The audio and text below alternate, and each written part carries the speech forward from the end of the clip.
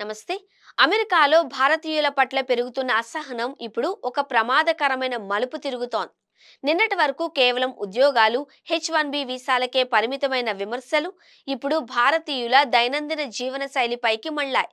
ముఖ్యంగా టెక్సాస్ వంటి రాష్ట్రాలలోని రీటైల్ స్టోర్లలో భారతీయుల తాకిడి పెరిగింది అంటూ సోషల్ మీడియా వేదికగా జరుగుతున్న ప్రచారం అక్కడ నివసిస్తున్న భారతీయ సంతతి వారిని ఆందోళనకు గురిచేస్తోంది. టెక్సాస్లోని ఫ్రిస్కో, ప్లానో వంటి నగరాలలో ఉన్న కాస్ట్కో వంటి ప్రముఖ రీటైల్ స్టోర్లలో తీసిన కొన్ని వీడియోలు ఈ వివాదానికి ఆజ్యం పోశాయి. ఆ వీడియోల్లో భారతీయులు పెద్ద సంఖ్యలో షాపింగ్ చేస్తూ కనిపించగా నెటిజన్లు దానికి నెగిటివ్ ట్యాగ్లను తగిలిస్తున్నారు.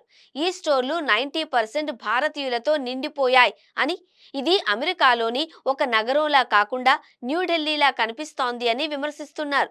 సరదాగా మొదలైన ఈ వ్యాఖ్యలు కొద్ది కాలంలోనే ఇన్వేషన్ అంటే దురాక్రమణ అనే తీవ్రమైన పదజాలం వాడే స్థాయికి చేరుకున్నాయి. రైట్ వింగ్ మద్దతుదారులు ఈ అంశాన్ని కేవలం జనాభా పెరుగుదలగా కాకుండా అమెరికా సంస్కృతిని మార్చే ప్రయత్నంగా చిత్రీకరిస్తున్నారు.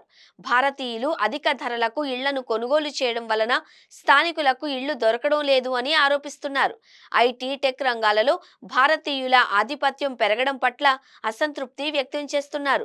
స్థానిక అమెరికన్ సంస్కృతి కనుమరుగైపోతోంది అని, భారతీయ జీవన శైలి రాజ్యమేలుతోంది అని ప్రచారం చేస్తున్నారు. సోషల్ మీడియాలో వ్యాపించే చిన్న వీడియోలు కేవలం అభిప్రాయాలు మాత్రమే కాదు, అవి వాస్తవ ప్రపంచంలో విద్వేషపూరిత దాడులకు, సామాజిక విభజనకు దారితీసే అవకాశం ఉంది అని సామాజిక విశ్లేషకులు హెచ్చరిస్తున్నారు. ఈ విమర్శలన్నీ ఒకవైపు ఉంటే వాస్తవ పరిస్థితులు మరోలా ఉన్నాయి. అమెరికా ఆర్థిక వ్యవస్థలో భారతీయ అమెరికన్ల పాత్ర ఎంతో కీలకం. అత్యధిక ఆదాయం గడించే వర్గాలలో భారతీయులు ముందు వరుసలో ఉండి భారీగా పన్నులు చెల్లిస్తున్నారు. వీరు కొనుగోలు చేసే ఇళ్లు, చేసే షాపింగ్ల ద్వారా స్థానిక ఆర్థిక వ్యవస్థ బలోపేతమవుతోంది. అమెరికాలోని టెక్ రంగం ప్రపంచ స్థాయిలో నిలబడడానికి భారతీయుల మేధస్సు ప్రధాన కారణం. 2026 ప్రారంభం నుంచి ఈ తరహా విమర్శలు పెరగడం అమెరికాలోని రాజకీయ ధృవీకరణను సూచిస్తోంది.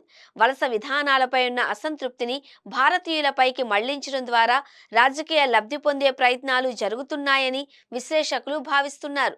ఆన్లైన్ ట్రోలింగ్ కాస్త ఇప్పుడు స్థానిక పట్టణ కౌన్సిల్ సమావేశాలకు కూడా పాకింది.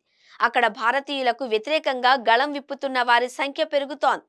ఈ విద్వేష వాతావరణం ఇలాగే కొనసాగితే దశాబ్దాలుగా ప్రశాంతంగా సాగుతున్న సామాజిక సామరస్యం దెబ్బతినే ప్రమాదం ఉంది.